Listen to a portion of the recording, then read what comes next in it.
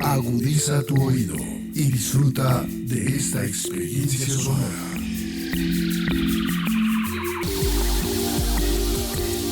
Este es un podcast Radio Unal.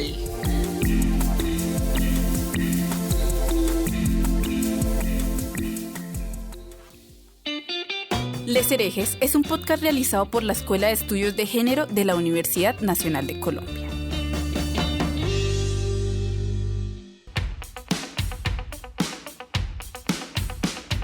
Les Herejes disienten de las estructuras hegemónicas impuestas, controvierten sobre creencias que parecen inamovibles y proponen, desde una perspectiva feminista, nuevas opciones para comprender y construir otras formas de pensar y sentir la vida.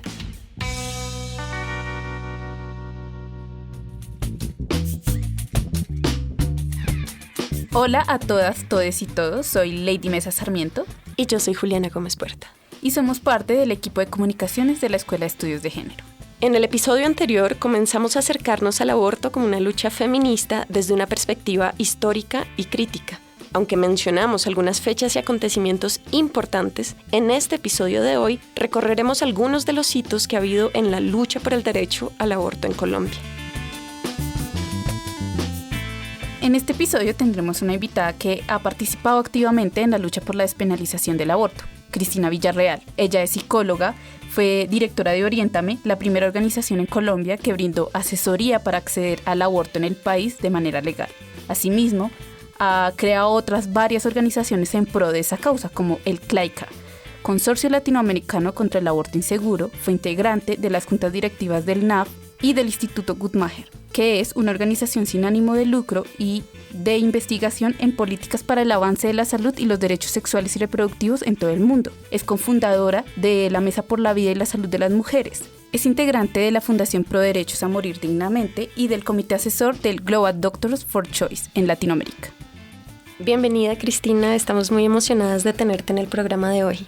Muchas gracias a ustedes, yo también estoy muy contenta de poder conversar con ustedes. Para comenzar, aunque sería incorrecto tratar de situar un momento único que da origen a la lucha por el derecho al aborto en Colombia, como si se tratara de un mito de origen o algo así, sí nos gustaría que nos contaras dónde y cuándo identificas tú, Cristina, el germen de la lucha feminista por el derecho al aborto en Colombia. Yo creo que efectivamente, en estas cosas nunca se puede hablar de un momento específico en el que las cosas comenzaron. Uno incluso empieza en estas luchas y ni siquiera registra muy bien el momento en que comenzó. Entonces después le toca hacer como un esfuerzo de memoria importante para intentar recordar fechas importantes o hitos. Pero yo diría que, digamos que la lucha feminista comenzó en la década de los 80 principalmente, aunque había algunos gérmenes desde los 70. Y pues esa lucha, yo quiero hacer una claridad, y es que la lucha feminista que se estaba dando en ese momento, yo no estaba participando de la lucha desde ese lugar. Yo estaba más en la, digamos, prestación de servicios para mujeres en situación de aborto desde la Fundación Oriéntame. Entonces esas fueron como dos rutas paralelas que desde mi punto de vista fueron como los orígenes de este movimiento por la despenalización del aborto. En la lucha feminista, claro que identifico personas y nombres, incluso ciudades, donde se estaba dando esto, pues bastante fuerte. Sin duda, nuestra maestra del feminismo, Florence Thomas, pues estuvo desde siempre hablando de este tema, desde la Universidad Nacional en Bogotá, pues desde donde era como su lugar de trabajo. Estaba Beatriz Quintero, estaba Cris Suaza, estaba Mara Viveros. Había un movimiento de mujeres que yo creo que en los 80 empezaron en Bogotá, pero también había gente en Medellín con Judith Botero, es como la que más recuerdo, en Cali con María Lady Londoño. Es decir, había diferentes personas en diferentes lugares que empezaron a hablar y a plantearse como que el aborto era una lucha que había que dar y que desde el movimiento de mujeres se debía dar. Desde mi lugar, yo estaba más en la prestación de servicios. Como les digo, creo que fueron dos caminos que se dieron de manera paralela. la Fundación Oriéntame desde el comienzo se planteó la idea de, por una parte, demostrar que el aborto producía enfermedad y muerte solamente porque era ilegal y que si se atendían oportunamente las mujeres que estaban presentando un aborto incompleto, pues se prevenía la enfermedad y la muerte de una manera muy importante. También de alguna manera nuestra lucha era como dignificar a las mujeres que recurrían a esta práctica y respetar sus derechos, respetar sus decisiones, digamos. Entonces, digamos que yo estaba más en la prestación de los servicios desde ese lugar y mucho más adelante en el camino, pues ya nos juntamos con el movimiento de mujeres, yo ya me hice parte del, digamos, de la lucha feminista, ya me empecé a identificar más claramente como feminista, aunque siempre estuve del lado de los derechos de las mujeres, pero digamos que esos son como los orígenes de esa etapa que no logro ubicar precisamente, si fue como comenzando los 80 de la lucha feminista. La Fundación Oriéntame empezó en el año 77 en Colombia. Cristina, ¿nos podrías contar un poquito más acerca de la historia de la Fundación Oriéntame y de tu tiempo allí? La Fundación Oriéntame empieza, como les digo, en el año 1977, abre servicios para atender mujeres que estaban en situación de aborto, es decir, mujeres que estaban presentando un aborto incompleto, que por un embarazo no deseado habían recurrido a cualquier práctica.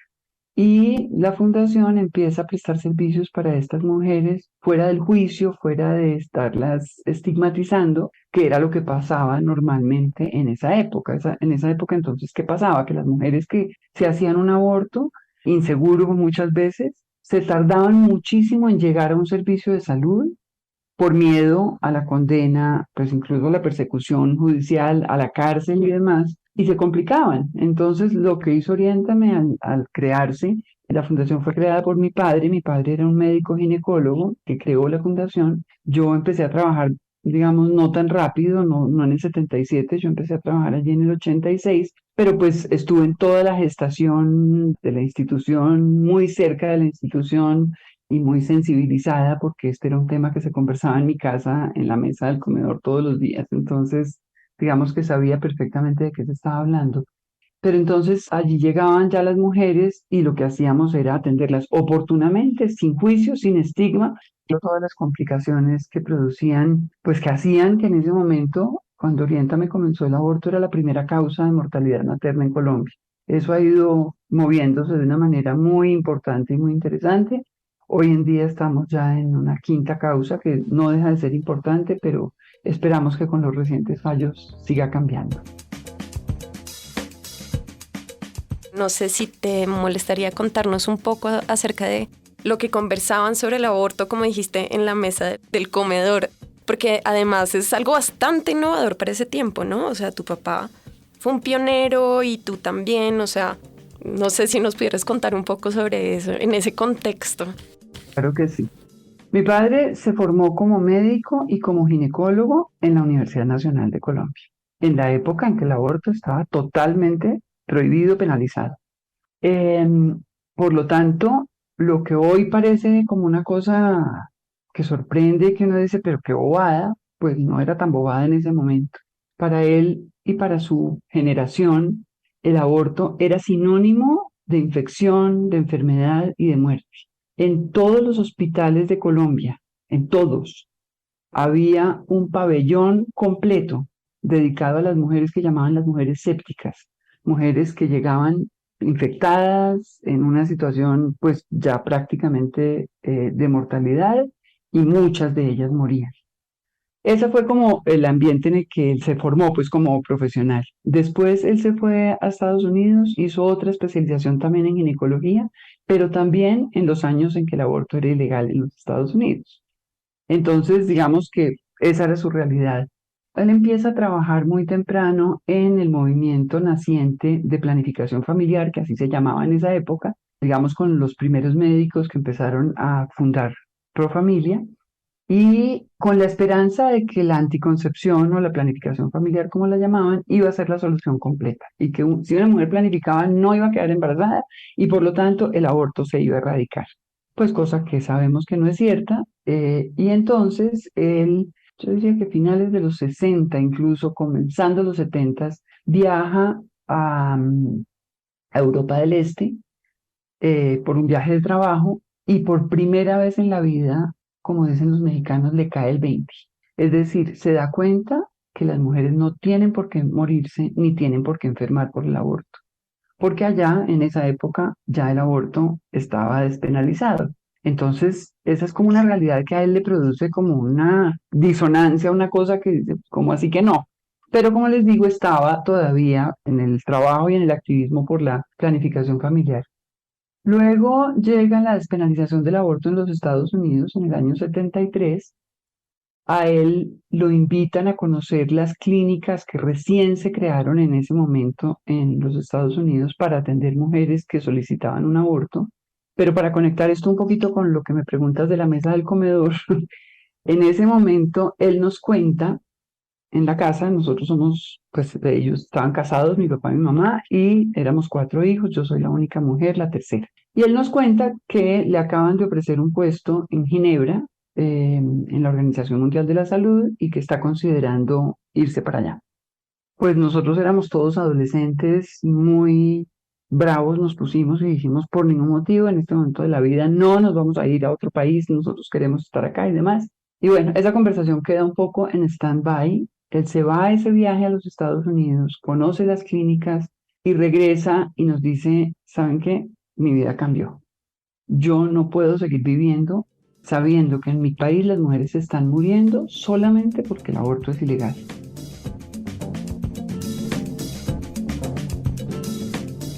Teniendo en cuenta lo que nos has contado, Cristina, y que el derecho al aborto en Colombia ha tenido varias transformaciones a lo largo de los años, ¿cómo caracterizas la diferencia en las agendas discursivas en las distintas décadas? O en otras palabras, ¿cómo caracterizas la lucha por el aborto de los 70s en relación con las que se dieron en los 80s y 90s?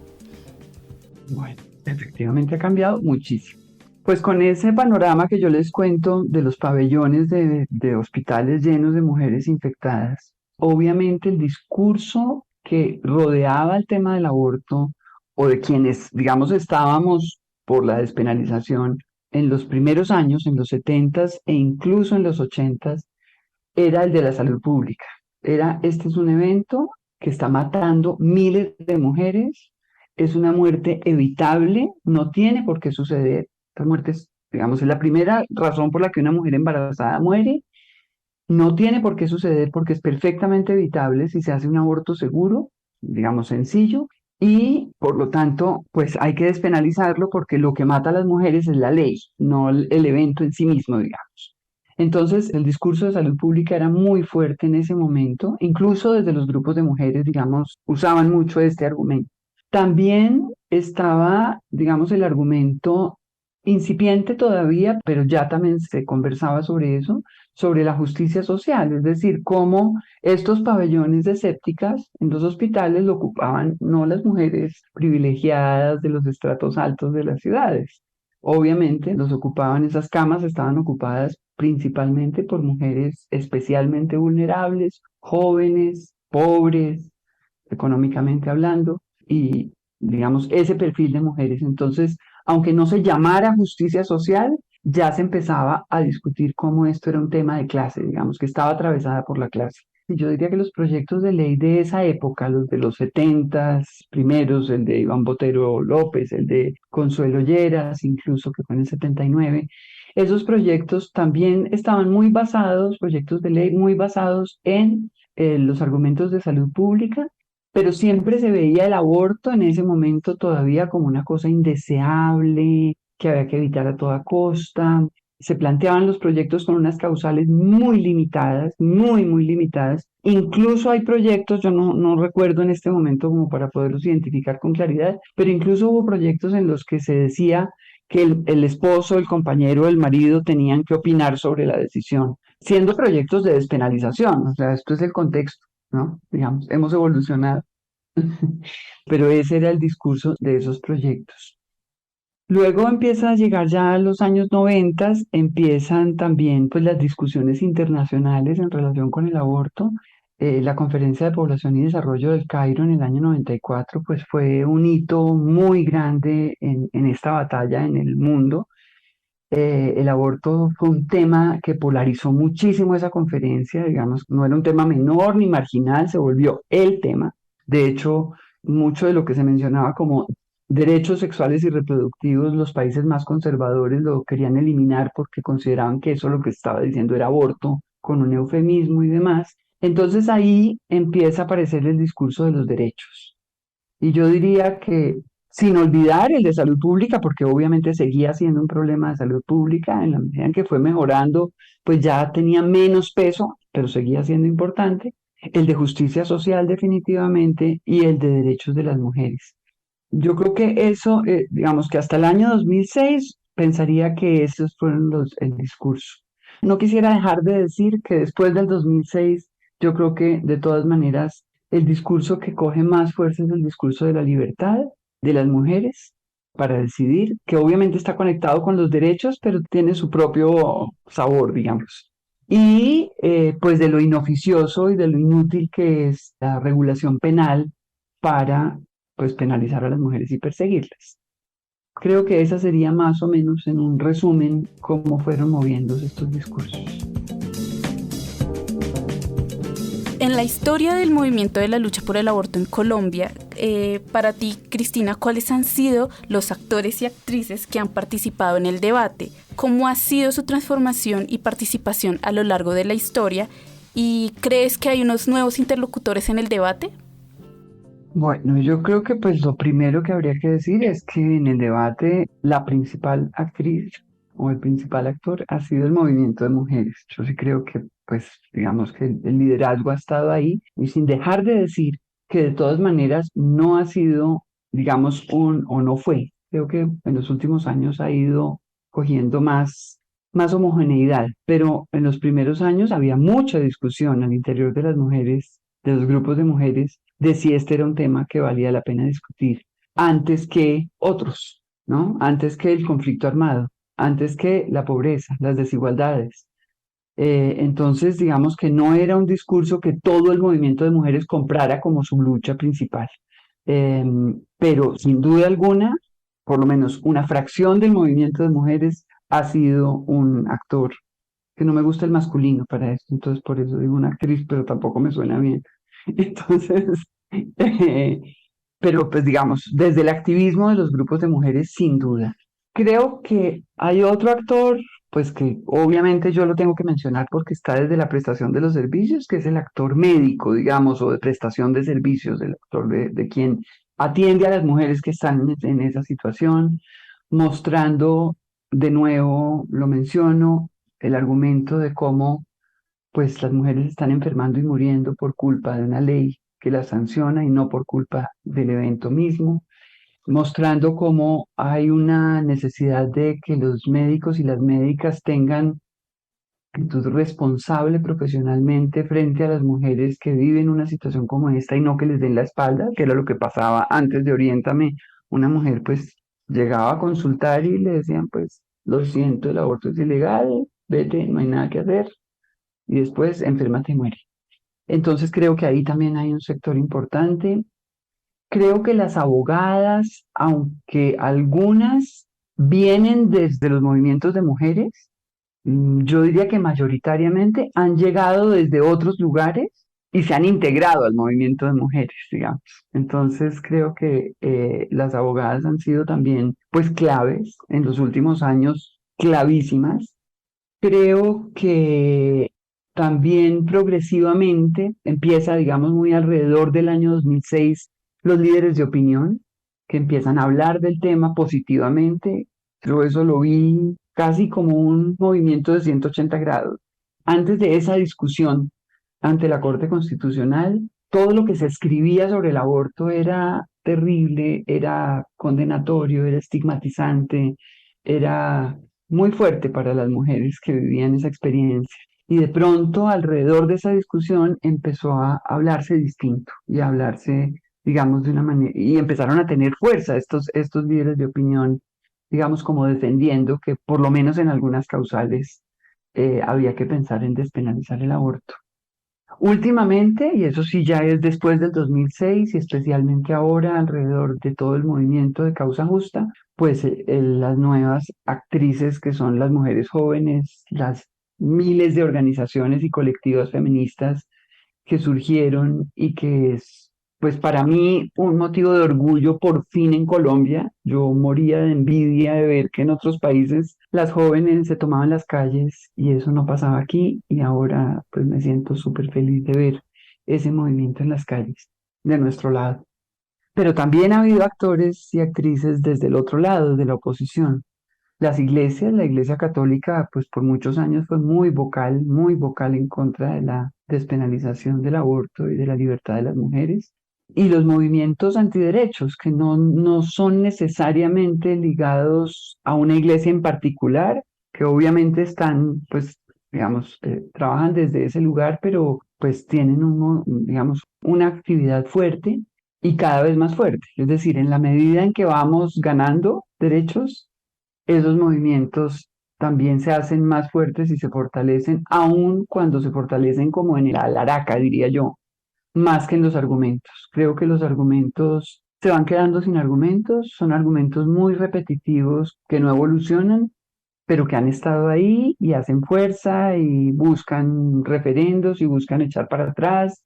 Y pues ya sabemos lo que pasa incluso en otros países como en Estados Unidos, que después de 50 años de estar despenalizado el aborto, gracias a esos grupos se da el retroceso que se dio el año pasado. Y por otra parte, otros actores que yo quisiera resaltar, pues el Congreso con su silencio, el Congreso colombiano que pasa de largo, o sea, este es un tema que no aborda, no quiere abordar nunca los 8, 9 o 10 proyectos de ley que hubo en la historia para intentar despenalizar, pues se murieron todos, se hundieron todos muy rápidamente. Entonces el Congreso ha sido un actor, pues que por su silencio y por su omisión, pues tiene una responsabilidad en todas esas mujeres que murieron, que se enfermaron y que sufrieron profundamente por culpa, y que pues que algunas de ellas siguen sufriendo desafortunadamente o enfermando. Y el otro actor que en Colombia hay que resaltar muy positivamente es la Corte Constitucional, de ese mismo lugar, digamos. La Corte Constitucional, pues yo diría que en derechos individuales la Corte ha sido pues la salvadora, ¿no? Con el primer fallo del 2006, con el fallo del 2022, pues realmente es desde donde nos hemos podido agarrar para evolucionar y para no estar, pues como en El Salvador, donde hay no sé cuántas mujeres encarceladas ni siquiera por abortos provocados, por abortos espontáneos. La mesa cuando la fundamos en el año 98, pues fue precisamente esta idea de juntar organizaciones, no necesariamente organizaciones feministas, porque ni Oriéntame se identifica como una organización feminista, ni Profamilia tampoco. Entonces no podemos decir que son organizaciones feministas, pero sí organizaciones que estábamos pensando en la necesidad de que la situación jurídica y práctica para las mujeres cambiara en este país. Entonces, así como organizaciones de prestación de servicios, en ese momento Profamilia todavía no atendía a mujeres en aborto para nada.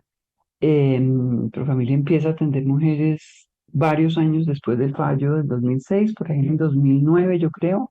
De hecho, en Oriéntame entrenamos a los primeros médicos que empezaron a prestar servicios en Profamilia. Pero además de estas dos organizaciones, pues Oriéntame y Profamilia, que éramos organizaciones de servicios, estaban otras organizaciones como Católicas por el Derecho a Decidir.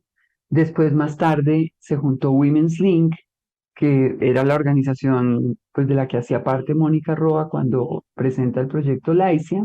Y la intención ahí fue, juntémonos todas las que estamos pensando en esto, las que tenemos como foco muy fuerte el tema de aborto, para en el largo plazo pensar en la despenalización total del aborto.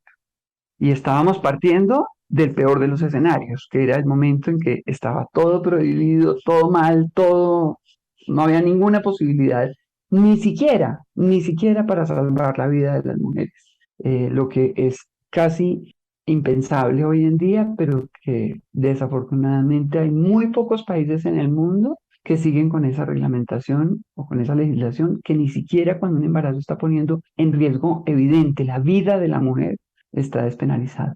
Entonces la mesa, digamos, fue este lugar donde se juntaron todas estas organizaciones, cada una con su experticia, cada una con su aporte, para empezar en esa lucha de largo aliento a trabajar por la despenalización y a aportar lo que a cada una podíamos aportar desde nuestros lugares. Y pues además de las organizaciones, pues muchas mujeres activistas principalmente, abogadas, y ahí es donde les digo, muchas abogadas que llegaban como desde el ámbito más profesional y más académico y se fueron como enamorando del feminismo y de esta idea.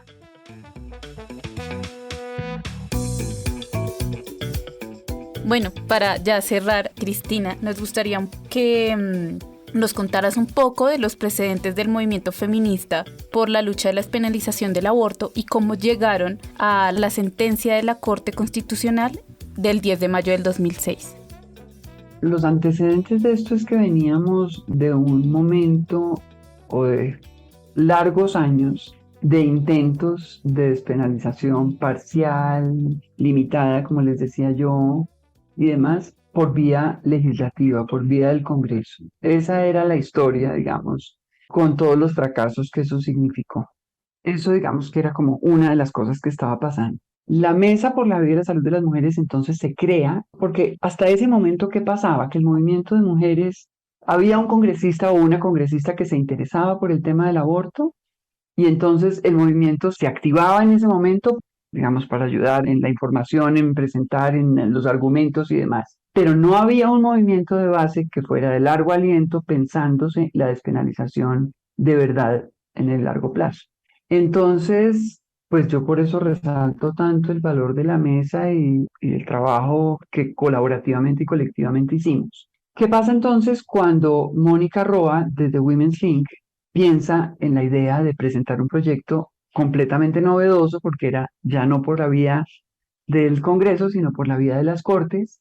Y ella entonces se comunica con varias de nosotras que estábamos en la mesa. Ella estaba en Estados Unidos terminando una pasantía o una maestría, no recuerdo bien. Y entonces nos cuenta que está pensando en este proyecto y que qué nos parece. Y pues le decimos, bueno, existe la mesa. Nosotros desde la mesa podemos impulsar, digamos, poner al servicio de ese proyecto, pues todo lo que habíamos venido haciendo nosotras en términos de trabajo con el Congreso, trabajo con las bancadas de mujeres del Congreso, trabajo con el Ministerio de Salud. O sea, nosotros veníamos trabajando ya con varios sectores. Entonces le ofrecimos a Mónica que Women's Link se integrara a la mesa y desde ahí pudiéramos ayudar a todo lo que fue.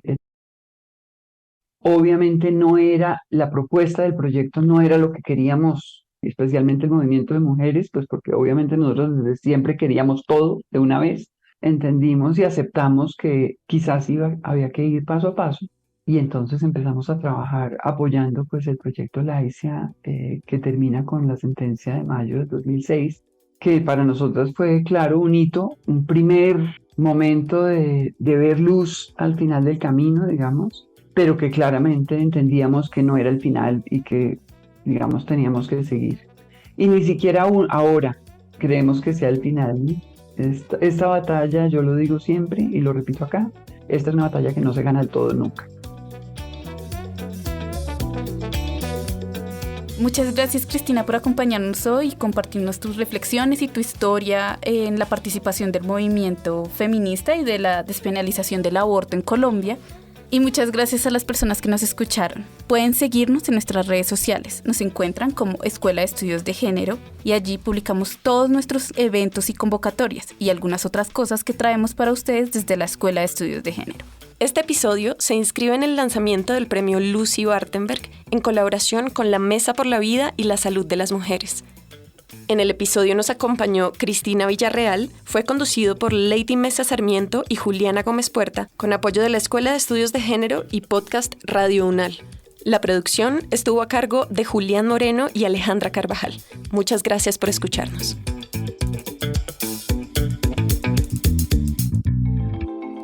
Si te interesa aprender sobre los estudios feministas y de género y profundizar en el tema tratado en este episodio, busca la BDF, la Biblioteca Digital Feminista Ofelia Uribe de Acosta. Cuenta con más de 2.000 textos para la consulta y descarga.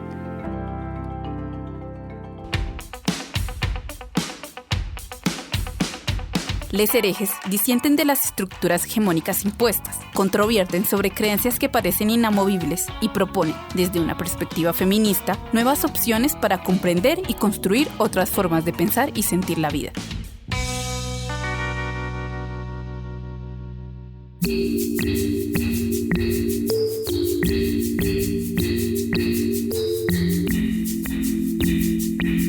Las opiniones aquí expresadas son de entera responsabilidad de sus autores y solo comprometen a los realizadores de este podcast. No representan necesariamente el pensamiento de Radio UNAL ni la posición oficial de la universidad.